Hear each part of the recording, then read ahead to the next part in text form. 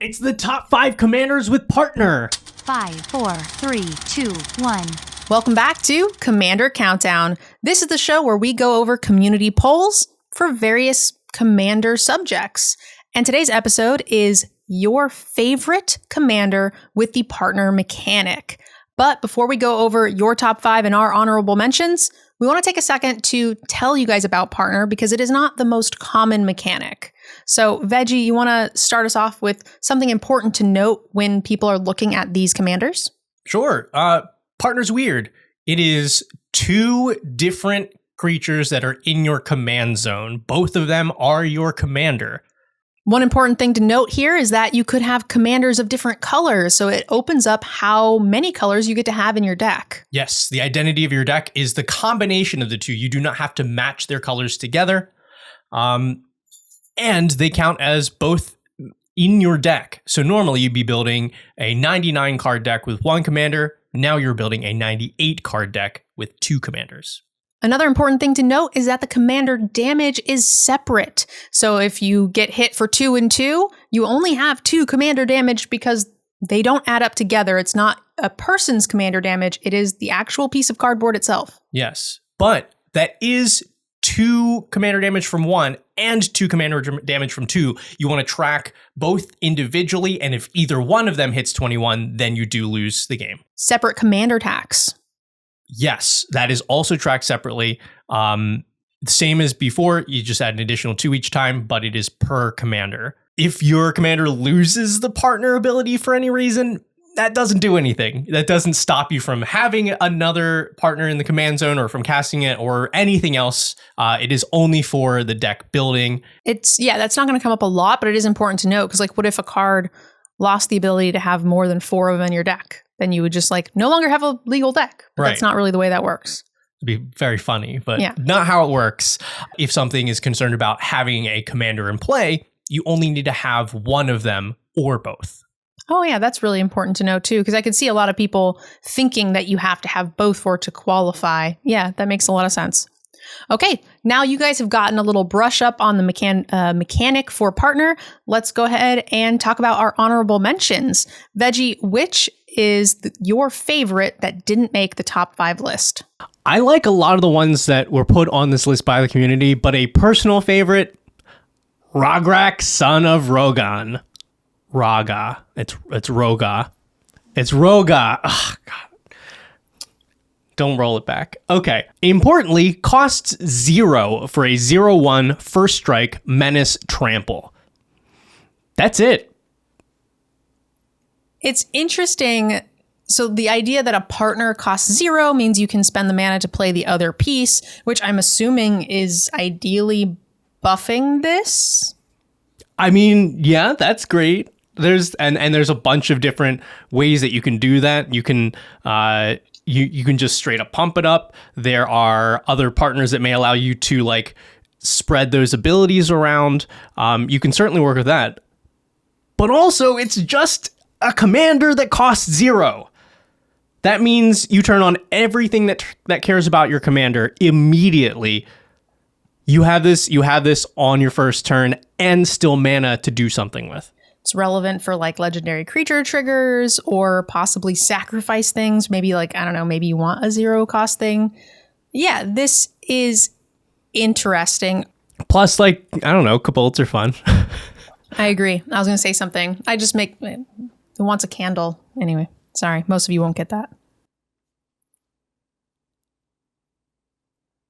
What is it? The Cobalt. He wants a candle. Oh, what? You're not a nerd. Get out of here. You're not an MMO nerd. All right. Well, as the red aggro player here between the two of us, what would you pick as your honorable mention? That is very true. We did kind of swap places today. We're going to be talking about Saskia. Nope. Man, that would be sick if that had partner. Sakashima of 1,000 Faces. This 4-mana 3/1 is a human rogue that says whenever it enters the battlefield, you may have it enter as a copy of another creature you control. And it even negates the legend rule for all of your permanents. So this commander partners well with everything, and it can even copy anything. It doesn't need to necessarily play with your other commander. You can just have it copy the most convenient or most powerful thing you have on the board. Yeah. And like, that's for sure the good part about the card, but I also do like that it cancels the legend rule for all of your stuff, not just for itself. So there's a lot of weird, janky applications for that as well. Yeah, and this is a powerful card that I see played just even in a regular deck, not even utilizing the commander partner mechanic. It's just so powerful, it can just go in a blue deck. Yeah, imagine this thing copying a Rograk. Crazy. Then you have, double power, right? Double Cobalt candle thieving abilities. Yeah, I understood that reference. All right, those are our honorable mentions. Let's go ahead and get into your top 5. But at the end, if you didn't hear your favorite commander with the partner mechanic, make sure you guys give us your honorable mention in the comments. All right, let's start off with number 1. I think we should start off with number 5. Yep. Number 5 is Kodama of the East Tree. A 6/6 with reach for 6. Whenever another permanent enters the battlefield under your control, if it wasn't put there with this ability, you can put a permanent with equal or lesser value from your hand onto the battlefield. Getting to poop out your hand with big green monsters is pretty scary. Yeah. This even works for lands. You get double land drops. What? Yeah, you play a land, it costs 0. You can put another permanent that costs 0. Oh, hey, here's another land in my hand. It's very powerful, and 6 is not a lot for green. Can you? Oh my goodness! Yeah, that is a lot of value. And now it is stapled to a 6-drop, so you got to have some extra oomph to get there and get it out quickly. But I don't think it's asking for a lot. Right. Because you can just rely on your partner to either get you there quickly with some, you go mono green ramp, or something to hold off the table until you are at that point where suddenly your hand is your battlefield. Now, question, is there a classic partner that you typically see with Kodama of the East Tree?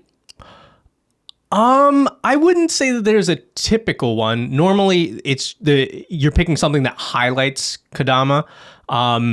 Like Sakashima is kind of good. Simic, big stuff. Getting the double triggers from Kodama. There's some sneaky builds out there running like Karuga, Big Chungus as companion. Okay. To pay off for the free stuff you're putting on the board. Well, yeah, you do want to kind of pair it with blue, because then you get the extra cards that allow you to really use Kodama of the East Tree. I imagine a lot of just green red decks might just be out of gas by the time you get here. Yeah. Yeah. Okay. Let's go ahead and move on to number 4. Your pick for number 4 is Jeska Thrice Reborn. This is a planeswalker for 3 and enters the battlefield with loyalty counters equal to the number of times you've cast your commander from the command zone this game. You can loyalty 0 for choose target creature until your next turn. If that creature would deal combat damage to one of your opponents, it deals triple that damage to that player instead. Or you can minus X loyalty to deal X damage each of up to 3 targets. So this works really well if your commander, let's say, costs 0 to begin with. Is there one like that? Is there a partner? I think I've heard one. Sakashima. Yeah, that's a real quick way to be able to get some loyalty counters on this thing. And it counts itself too, right? It's going to ETB with just 1, and it does only cost 3 mana. Very reasonable on its own. Right.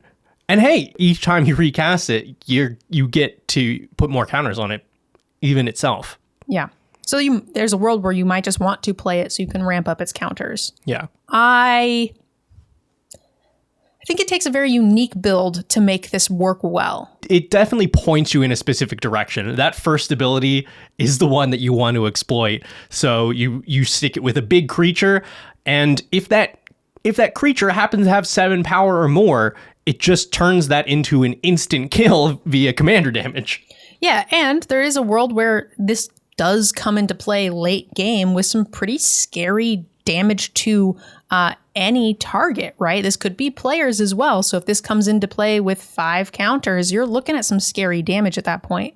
And should your other partner be red. Your mana base is pretty flexible. You get rewarded for playing things like Karn's Bastion here as well. Yes. So that's a pretty neat little like tidbit that you could throw in to make this very cute. Mm-hmm. Now, one thing to note for all of you weird jank builders out there, I got super excited about this the first time I saw it, and then realized that it is combat damage specifically. It does not triple all damage. So you do have to have a creature that swings good, and not just some weird direct damage setup.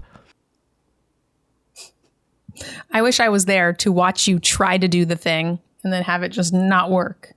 Right? Imagine like a gutter snipe that has this for a turn. Amazing. It would be so good. Does not work. That would be very scary for sure. Too powerful, especially for only 3 mana. Yeah, probably. All right, moving on to your number 3. Yoshimaru, ever faithful, the goodest boy. Hammy got very excited. He's like, what's happening? A 1/1 for 1 white mana, dog of course. Whenever another legendary permanent enters the battlefield under your control, put a +1/+1 counter on Yoshimaru, ever faithful. I like that it has partner and it triggers when the legendary creatures are coming into play. So you are playing the other commander and it's getting bigger. Mm-hmm. And yeah, you're right. It is the goodest of boys.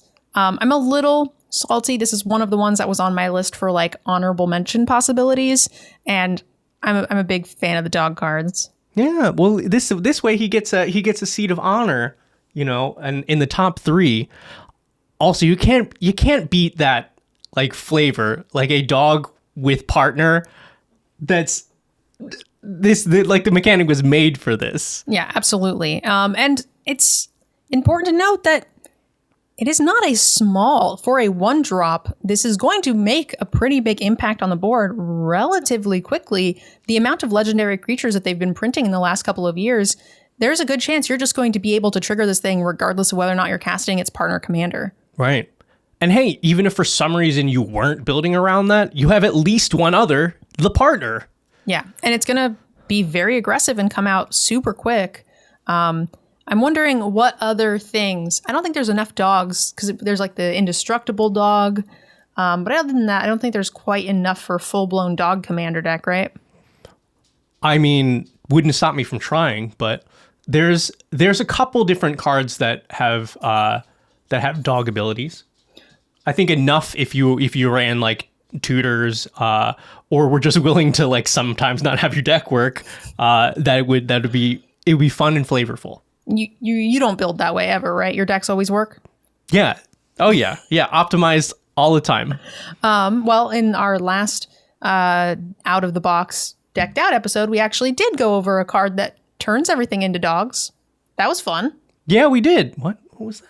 Well, didn't Slivers have something that turned everything into the creature type of your choice? Oh, yeah. Okay, yes. So there you go. You can have that and run all dogs. Yeah, five color dogs with like 4 dog enablers. That's 100% my next deck. Lastly, let's go ahead and read the dog flavor text. All dog cards always have amazing flavor text. Day after day, he sat there knowing that the Wanderer would soon be back for him. So the Wanderer's not dead, right? Not dead. So that would be like what was that really sad dog movie where the dog owner died? Do you know what I'm talking about? And the dog waited for him every day? All I know is the episode of Futurama that is one of the few things that can make me feel feelings. Dogs always make people feel feelings. And in my case, it's being pushed down the stairs, feelings of death and terror. But there are feelings. Oh, Hey, stop. Will you put over this? Don't eat my very nice...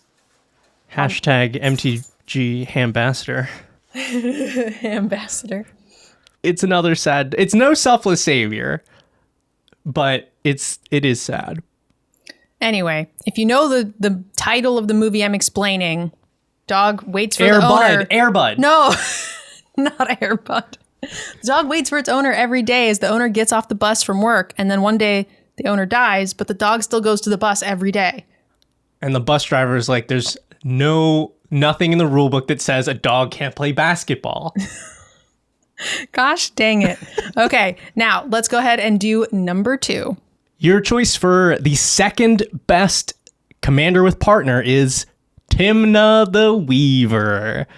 It's 3 mana for a 2/2 with lifelink. At the beginning of your post-combat main phase, you can pay X life, where X is the number of opponents that were dealt combat damage this turn. If you do, draw X cards.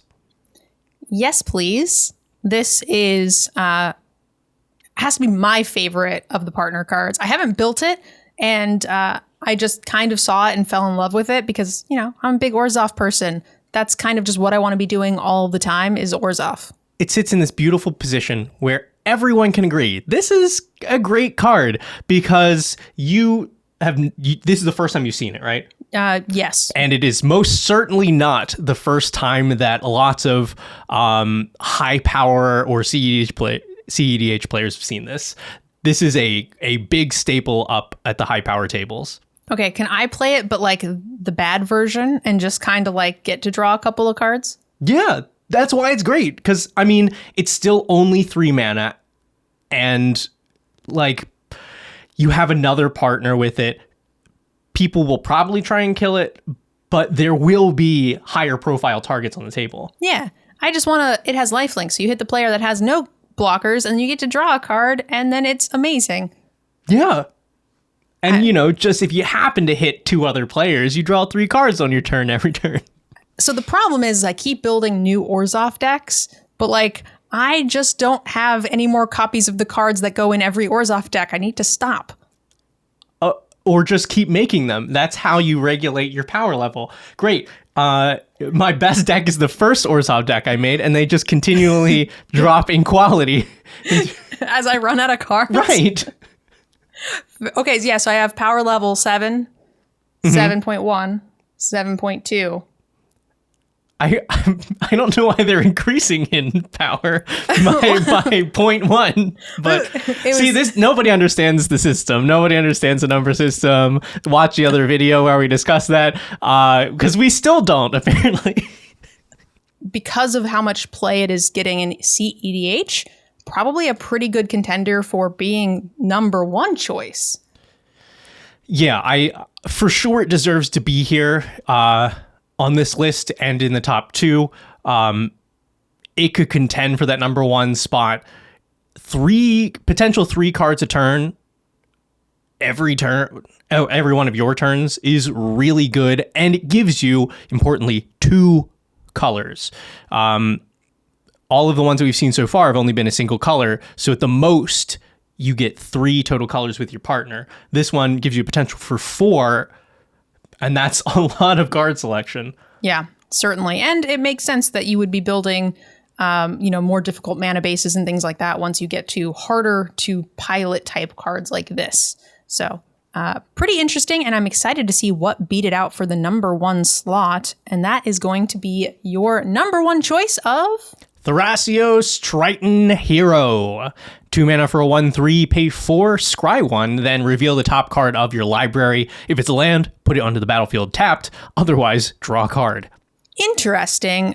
It seems cool. 2 mana for a 1/3, you're getting okay value, late game mana sink, and card advantage. But it doesn't quite seem flashy enough. I'm surprised that this won out the number 1 slot quite handily. Yeah, I am also surprised, but I do think that it deserves to be here in the top 2. I mean, an instant speed mana sink for straight up card advantage is no joke. And like with Tymna, it's 2 colors, so you have the potential for up to 4 colors with another partner. And unlike dogs, there are quite a few merfolk to where you could have a merfolk theme deck.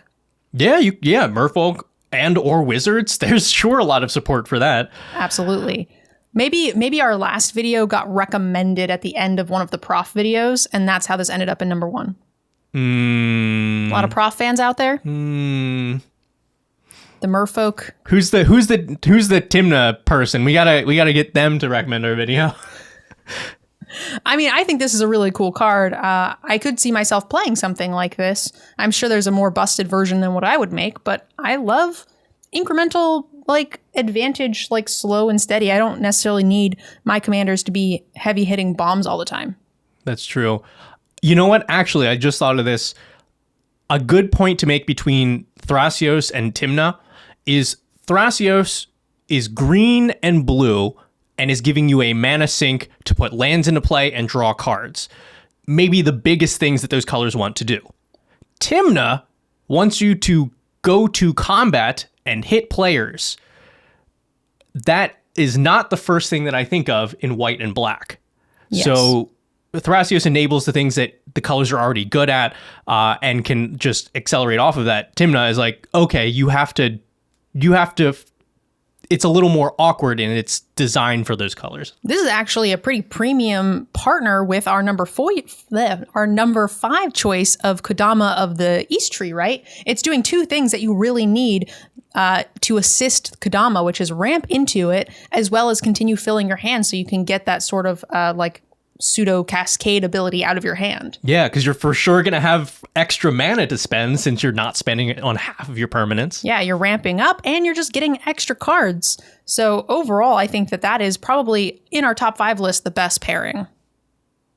Ooh, you all know what to do. Is that the best pairing on this top 5 list? Get in the comments, because I would say it may be cheating, but your top 2 is a real good pairing. Thrasios and Tymna, is there any synergy there? Absolutely not. But you get 4 colors and significant card advantage in the command zone. But no, there's got to be some synergy. And yes, 4 colors is 4 colors, but like that doesn't necessarily mean the deck is better.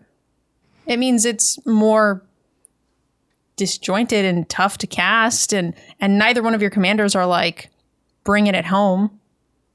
I feel like with Tymna, I want things like Bitter Blossom and things that are generating like little 1/1 flying spirits. I don't really want what this deck is trying to do. They seem at odds with each other. I mean, you get 4 colors worth to throw every single good card that you've got minus red, and then draw into them like every single game because you're drawing, your entire deck all the time. Okay, well, get in the comments. Like we said, what is the best color, or what is the best pairing of these top 5? My vote is for Thrasios and Kodama, and then we've got Thrasios and Tymna for Veggie. Either agree with one of us or give us your choice. All right, guys, that is it for top 5 commanders with the partner mechanic. If you guys didn't vote, make sure you guys vote for our next one. We actually have 3 polls up in the description below. We'll also pin it in a comment so that way you guys can find it. Get your votes in. We want to see what you guys think about these topics and have fun things to go over each week. For the next segment of the show, we are going to be going over a patron-submitted deck list that fits the theme of today's episode. So thanks to Titanium Texan, we are going to be taking a look at this partner list, and we'll do a brief deck tech for it. Let's start off with the commanders. It's the partner pair of Arden, Intrepid Archaeologist, and Silas Wren, Seeker Adept. Arden, at the beginning of combat on your turn, allows you to attach any number of auras and equipment to target permanent you control. And Silas Wren has Death Touch, and when it hits a player, you can choose an artifact in your graveyard and recast it this turn. Okay, that's a pretty cute pairing, considering one does exactly what you want your aura decks to be doing, and the other one helps mitigate the risk of, once you lose some of the key or important artifacts, some of the swords, then you are kind of naked and your deck doesn't do super well, but this allows you to bring those back. It's a pretty cute pair. Yeah, let's see what we got. All right, this artifact section is going to be huge. Pretty hefty. Yeah. Okay, starting off with some big artifacts. Argentum Armor is a 6 mana equipment that equips for 6, but that's free. Whenever the equipped creature attacks, destroy a permanent. So normally I think that would be like pretty unplayable, but here that's free removal. And you'll actually see there's a couple other ways to equip for free. I don't know if they're all in this deck, but I mean, it's pretty reasonable. The same reason like Colossus Hammer is going to be in the deck, right? Yeah. Oh man, that is very satisfying getting a free Colossus Hammer equip. Also love to see the best equipment in Commander, or so says my honorable mention for the best equipments, with Host of the Helm. Helm of the Host? I can't read that. It's too small. Helm of the Host. Great, that one. It's great, Veggie. It's actually pretty acceptable here. Yes. Because normally that's a 9 mana investment on your turn, but here it's 4. That's pretty good. But I have to complain about it because what are you helming here? You don't need multiple copies of Arden. I guess multiple copies of Silas if they hit. You can target multiple artifacts and cast more than one out of your graveyard. Or so that's Saram, not bad. or anything. There's tons of things. Any creature you're going to get to make multiples of is good. It's expensive. Whatever. Speaking of inexpensive and totally worth it, right next to it is Contra Complete, which is 7 mana and 7 equip, but you get that for free.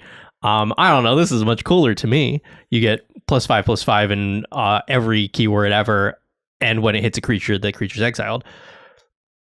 In general, it means you get to play all these super big old equipments that normally would be really tough to run. Real quick, why do we think Parhelion is in here? I don't know. Is it just because it's a powerful artifact that can be recast? So it's like an extra bomb in the deck that has some like recursion effects?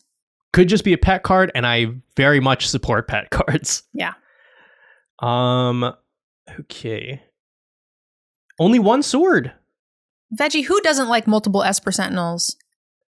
I don't want to pay 9 mana for an extra Esper Sentinel. Every turn? And 4 mana is still probably a little much for an extra Esper Sentinel. It's great. Lion Sash is a cute include in any sort of equipment deck because it kind of fills both seats, right? You don't get punished for having too many equipments and not enough creatures because it does both. Yeah. And, just has that extra perk of ruining your friends' graveyard strategies. A Shimmer Dragon in there for some big card advantage, since you can just tap all of your equipment for free cards. I think this is the first time I'm seeing Urza in with the full Urza package, right? Yeah. Both pieces were in there. There was a Mightstone, Weakstone earlier, and I don't know. I'm on board with this. You get the cost reduction from Urza, plus just getting the meld is always good. Next up is the enchantments, and I spy my preview card, which is Forge Anew. Really excited to see that seeing some play. Mm-hmm. Yeah, if your Arden's gotten blasted off the board a couple times, and that gives you another way to equip your stuff for free. Yep. Instant sorcery package looks pretty straightforward. Was that Disenchant? Not something you see super often, but like a fine flexible card you're certainly going to find use for.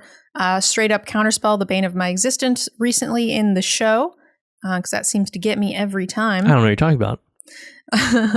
And the regular suite of removal here: Mortify, Path, Swords. Mm-hmm. Looks good. Yeah, looks good if a little light. I like to interact. We have another tutor, so that's a second one, right? Yeah. Actually, well, and this also gives us the equipment tutors, both Open the Armory and Steel Shaper's Gift.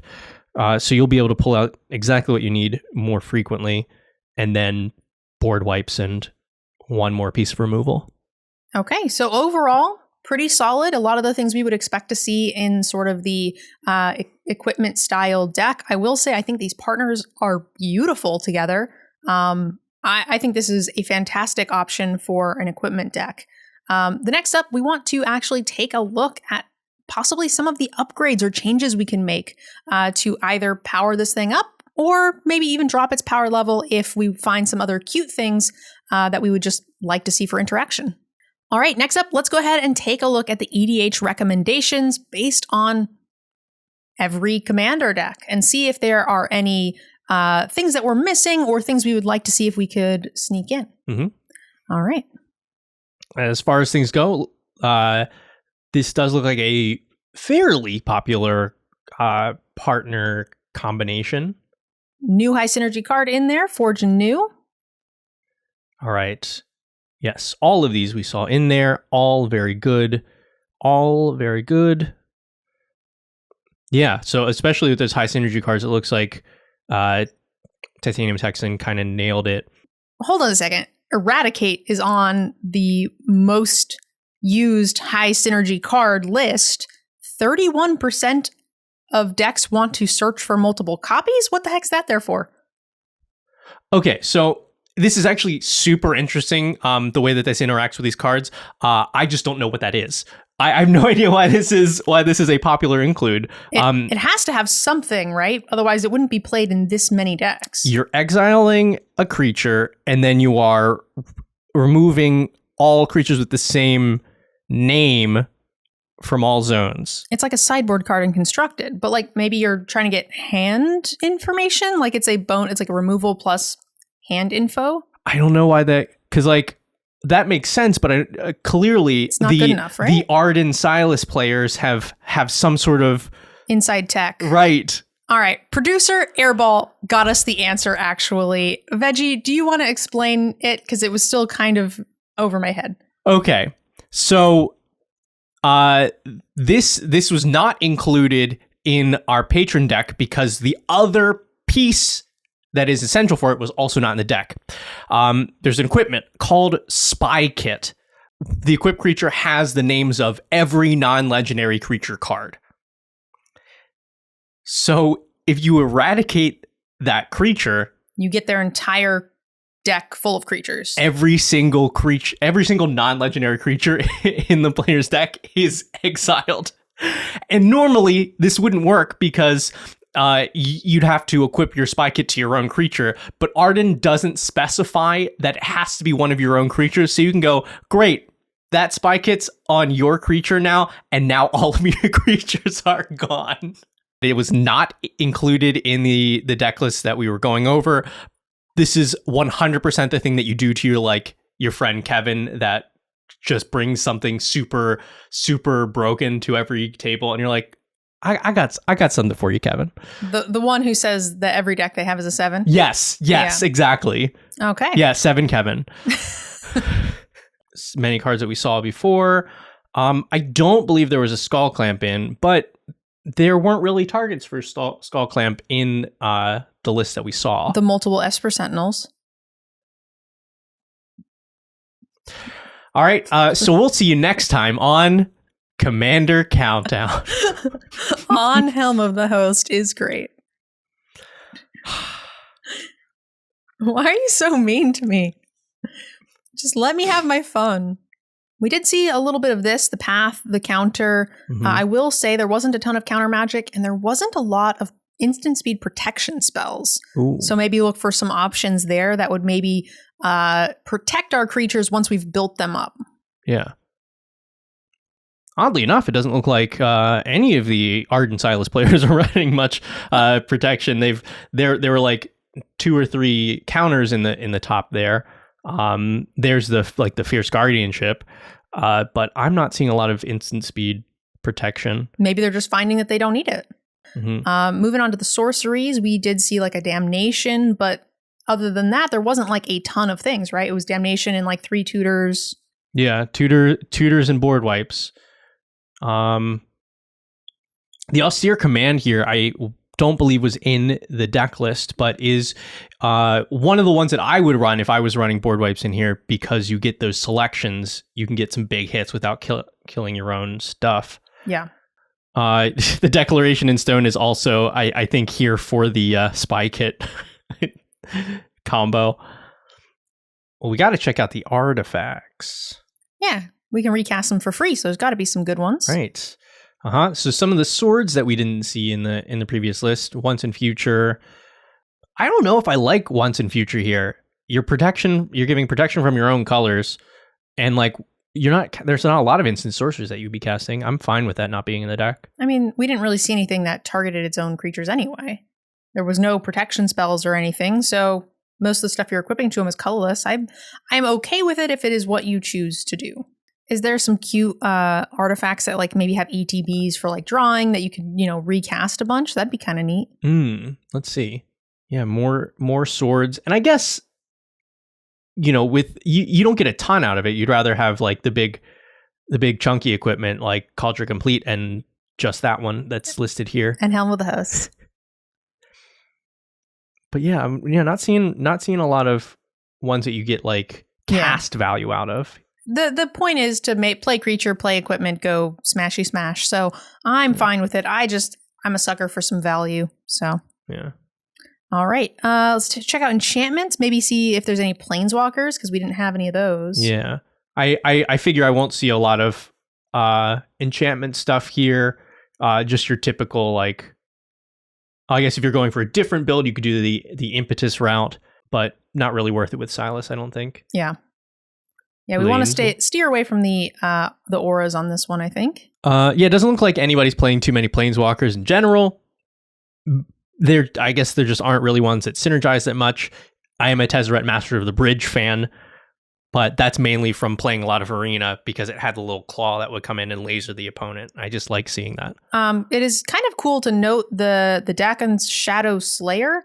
Sure, I said that terribly. I'm sorry. But it surveils, puts the equipment into the graveyard, allows you to play them for free with your commander, or not for free, but play them out of the graveyard. So it's like pseudo card draw, gets rid of a lot of extra things. I do like that ability. That's a good point. And it even then loads itself up to put a big... I made a good point. I don't really like it. I don't think it's worth it. You're not putting a lot of lands onto the battlefield, so you're not getting a lot of loyalty. They're never building up to those bigger abilities. So there are some like mana rocks, like what was it? The banners that like you can sack it. Not banners. Is it banners? You sack it to draw a card. They're not very good. Oh, like the guild ones? Yeah. Yeah, I mean, no. But you get to replay them. Yeah. Value. There's like, I think the Mind Stone was up here. That one is probably the one I'd be running. Absolutely. I like that one more than I like some of the other stuff. But again, that's because value. That wraps up our deck tech. Veggie, do you have, what was the number one thing you saw here that you would like to see included into Titanium Texan's deck list? The spy kit thing is so funny to me. Like, I'm not playing that every game because I just want it one time. I want to do it one time to somebody who deserves it.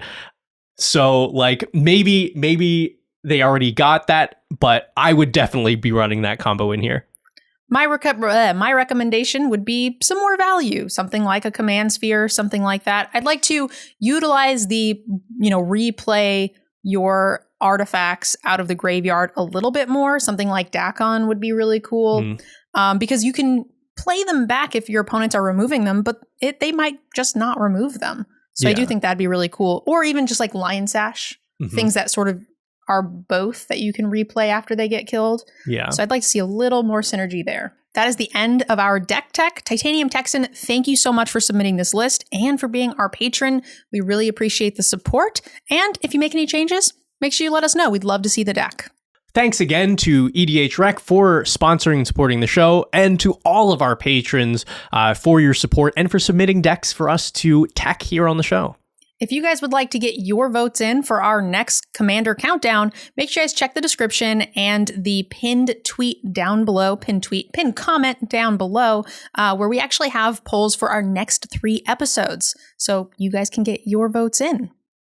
All right, that's it for this episode. We'll see you next time on Commander Countdown.